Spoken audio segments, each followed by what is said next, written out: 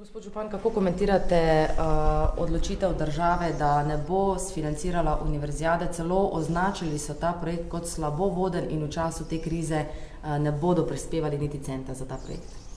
Kar se tiče vodenja projekta, v Mariboru je bil zelo dobro voden. Glede na ljudi, ki ga tudi vodijo v organizacijskem odboru, so najboljši profesionalci.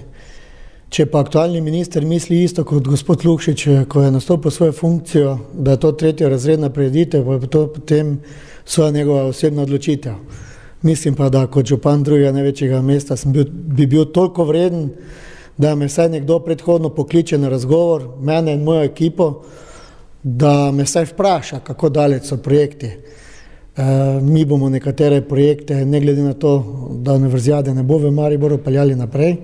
Mi imamo strateški interes razvoja turizma in tudi športa in jaz si bom zelo prizadeval, da rekonstrukcijo ledne dvorane in biatlonskega poligona z cevovodom za zasneževanje celotnega Pohorja peljamo naprej. Ker je to nujno potrebno za spodbujanje turizma in športa in to bom tudi peljal skozi mestni svet. Pa vas je presenetila ta odločitev, morda celo danes, glede na to, da je bilo pred kratkim govora o tem, da se počaka vsaj do konca meseca s takšnimi odločitvami? Sveda me je presenetila, glede na to, da sem dobil predhodno informacijo strani gospoda Toneta Vogrinca, da je bil na razgovoru pri ministru in da mu je dal upanje.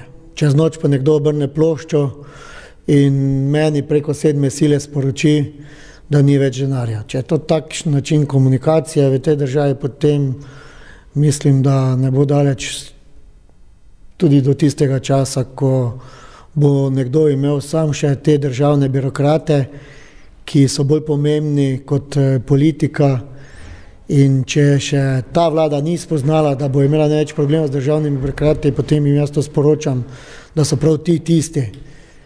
Mi imamo predvsem, smo imeli tako v Evropski prestolnici kulture, kot tudi v zimske univerzijade, največ problemov z tretjerazrednimi državnimi uradniki na različnih ministrstvih, ker imajo svoje lovke in svoje mreže, ker ni bilo evropskih razpisov, tudi za projekte Evropske prestolnice kulture. Nihče v Mariboru ni kriv, da ni bilo 6. razpisa za regionalni razvojni program, čeprav nam je prejšnji predsednik vlade 21. januarja javno povedal, da je zagotovljenih 75 milijonov evrov za prestolnico kulture. Vprašajte me, kje so danes ti evri, ti milijone. In očitno gre za politične odločitve iz preteklosti, ki se pa preko teh uradnikov tudi nadaljujejo v sedanjosti in v prihodnje. Ti planirajo proračuno tako za potrebe Evropske prestolnice kulture, tako za zimsko univerzijado v letu 2011, v letu 2012, v letu 2010 mesta Maribora z temi projekti ni bilo planiranih in prejšnja vlada nam ni sledila našim zahtevam, tako da odgovornost bo moral v tej državi še nekdo tudi prevzeti. To mislite na prejšnjo vlado ali na sedanjo vlado, ker sedanja vlada se je to odločila, vi ste še pa pred kratkim govorili, da pravzaprav računate na pomoč sedanje vlade in gospoda Janše. Do 2 ur nazaj sem računal na pomoč te vlade in na razum. Ne bo mi lahko stopiti pred obraze vseh tistih odgovornih in vodilnih v FIS-u, ker smo jim dali besedo, ker smo vsi skupaj dali besedo. Tudi takratni minister Zver je bil z mano, ko smo na nek način podpisali pogodbo, da gremo v ta projekt, to je nacionalni projekt. Ta projekt smo mi zracionalizirali na dobrih 30 milijonov evrov. 22 proračunskih, 8 milijonov bi naj bilo evropskih. In če v 3 letih ne moramo zagotoviti za mesto Maribor, za Ruše in Zreče 22 milijonov dodatnih sredstev, potem vam moram sporočiti, da je država v veliki krizi in v veliki katastrofi, da smo še na slabšem, kot so pa Grki.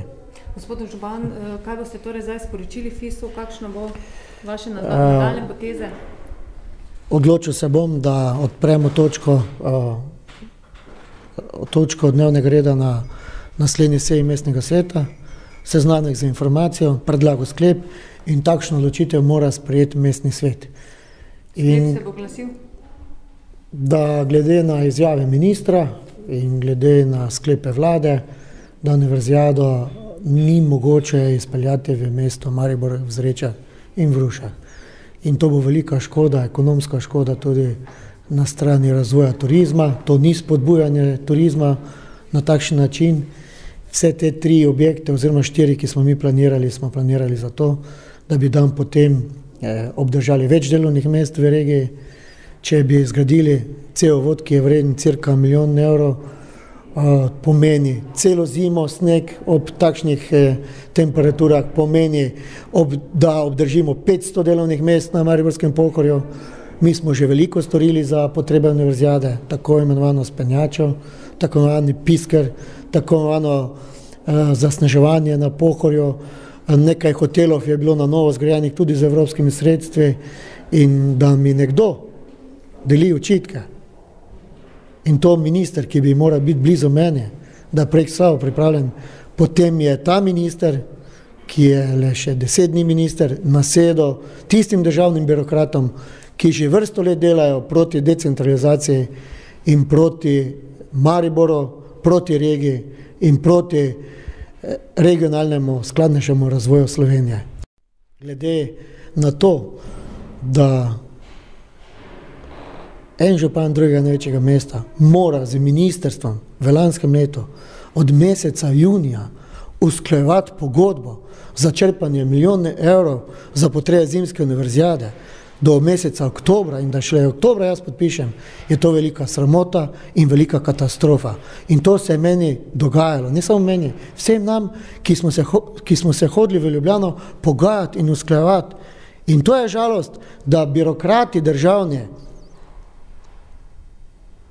sprejemajo usodne odločitve, ki so škodljive za gospodarstvo, škodljive za turizem, škodljive tudi za šport in tudi za kulturo. Kaj pa je s kotizacijo 3 milijone evrov? Na to vam bo odgovoril minister, to moram boljše vedeti kot jaz, ne vem. Ta kotizacija je garancija za to, da vkolikor prije, da se univerzijada odpove, da se znotraj FISO tudi zadrži.